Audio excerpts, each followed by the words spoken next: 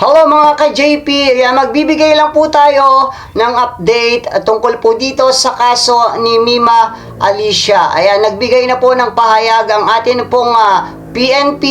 Natukoy na daw po nila ito pong dalawang gunmen or ito pong dalawang suspect. Ayan, alamin po natin yan sa videos po ni Ka-Coffee and then komentuhan na rin po natin. Pero bago ang lahat, huwag niyo po sanang kalimutang mag-like at mag-subscribe. Maraming salamat po. Tignan na si Mima Alicia, no? Actually, hindi ito good news, no? Pero major development po ito dahil natukoy na yung dalawang suspect na nagpapaslang allegedly dito sa kasamahan nating vlogger na si Mima Alicia. At hindi po ito politically motivated. Actually, sa totoo lang ha, marami pong vloggers, marami pong pro-administration vloggers, yung sinasabi ninyong BBM vloggers, ay hindi rin makatulog. Sa totoo lang, natatakot rin. Kasi banta yan, di ba? May confirmed naman, may mga banta sa buhay, and then yan na nga, na-confirm na may nangyari po sa kanya. Good thing, actually hindi good thing eh. Hindi ko alam kung paano lang ma-describe, no? Kahit papaano mabilis yung naging investigasyon ng PNP at lumalabas nga na posibleng konektado po ito sa isang sindikato. Therefore, ito po ay hindi politically motivated. Anong ibig sabihin natin kapag sinabi mong politically motivated? Ang pagtsugi po dahil sa kanyang political views. Ang pagtsugi sa isang tao dahil kinalaban niya sa pamamagitan ng kanyang mga salita, sa pamamagitan ng kanyang mga vlog ang isang tao. Hindi po ito politically motivated base po sa investigasyon. Actually, wala pa pong conclusion pero yan po yung lumalabas sa initial investigation, initial reports na ipinakita po ng Philippine National Police sa media. Panoorin muna natin ito, Ka-Coffee, no, para magkaroon din po kayo ng ideya patungkol po sa recent development na ito. In fairness sa PNP, thank you PNP dahil mabilis po yung inyong pagkilos. Alam mo, Ka-Coffee, no? Bagamat malungkot po yung pagpanaw ni Mima Alicia, actually sa akin ilang araw na po yan, Friday nangyari, Friday talagang tuliro talaga ako ng Friday, hindi ako makapag-concentrate Friday. Siyempre kasama ko yun sa vlog eh. Diba? Every Tuesday magkasama kami, nagbo-vlog kami, nagkikwentuhan kami prior, and then yun na po yung nangyari. Thursday, Friday, Saturday, Sunday. Ang hirap tanggapin eh, no? Pero may mga nababasa rin ako mga analysis, may mga comments na wala tayong magagawa. Ayan na po yung sitwasyon. And malaki po ang aming pasasalamat sa totoo lang. Bagamat hindi ako personally hands-on dyan sa pag-organize kasi grupo po nila, Sir Mike Cervera yan, grupo nila Biyahe ni Koy, syempre ng Bagong Pilipinas din po, no? Ayan nagpapasalamat po tayo. Ako po, dyan po sa grupo po nila Boss Mike Cervera at sa kanya pong mga kaibigan na nag-asikaso po dyan sa burol po ni Mima. Ayan.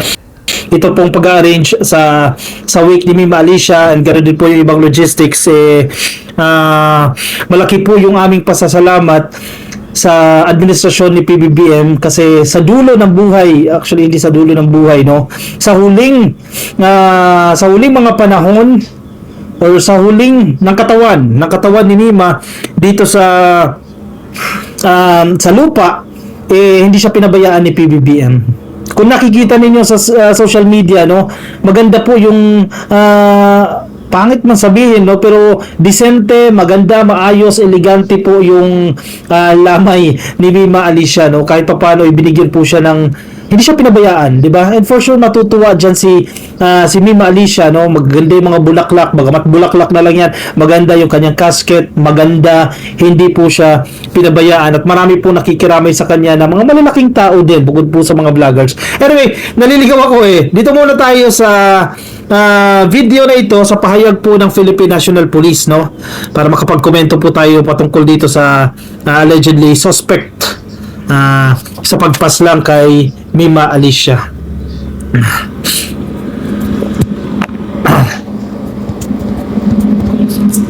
Teka lang. Na-identified na po. Actually, after less than 24 hours, we were already able to identify. Nakilala na po natin ang mga salamin pagpatay kay isang vlogger po sa Caloocan City. Kagaya po ng sinabi niya, most probably ay ito po'y miyembro ng sindikato or inupahan ng isang sindikato para po ipapaslang, pamatay si vlogger natin, Mima. So, Okay. Mahina yung audio no? Pero sige, summarize ko na lang. Napanood ko na yan kanina, no? Ang sinasabi po dito ng pulisya, sa kanila pong, yun, lumakas.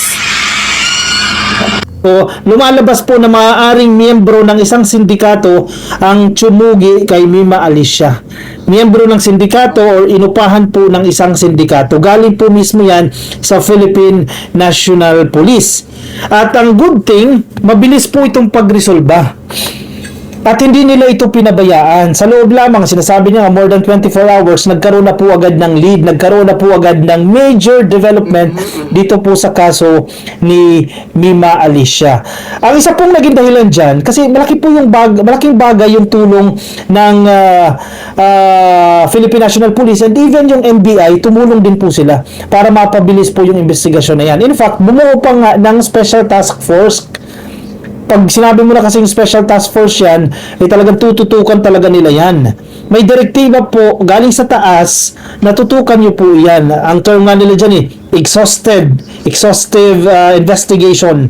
Lahat ng pwedeng gamiting intelligence, lahat ng pwedeng gamiting resources, gamitin nyo na para matuldukan po itong kaso na to and as early as possible magkaroon po ng resolusyon. Hustisya po ito para sa pamilya ni Mima, sa kanyang mga kaibigan at agad-agad po yan. Bumuo ng task force yung Caloocan Police at iyan, tinutukan po nila and finally, meron na po agad silang na-identify na witness. Balikan po natin yung statement kasi may mga sinasabi pa po siya dito si Colonel ng mga profiling. na-identify na po actually city. Kagaya mo lang sinabi niya, most probably ay ito po yung miyembro ng ito or inupahan. So everything will May patong-patong na kaso na kumbaga ito na naman po yan ng CCTV and they are profiling na, inaalam yung background niya, yung pagkakakilanlan niya, and dinatukoy nga ng PNP base sa kanilang Ano daw? nagawa noon. Yung isa po ay meron na po patong-patong na kaso, so everything will be given. We cannot give specific details as of now. Okay, sige. Wala mo na specific details, no? So, ang malinaw po, identified na itong dalawa na suspect, no? Nakuna naman po yan ng CCTV. And they are profiling na, inaalam yung background niya, yung pagkakakilanlan niya, and dinatukoy nga ng PNP base sa kanilang impormasyon na yung isa po ay may patong-patong na kaso na. Kumbaga ito professional na ba ito o trabaho niya na yan, etc. Yan po yung lumalabas dito sa sinasabi po ng Philippine National Police. Ang tabayanan pa po natin yan hanggang lumabas po yung resolusyon. Kasi wala pang resolusyon, pero ang malinaw po ngayon, ito po hindi politically motivated. Kahit pa paano nakahinga po ng sigh of relief ito kumbaga nakabuntong hininga itong mga kinakabahan din, mga content creator, dahil paano kung politically motivated nga ito, di ba?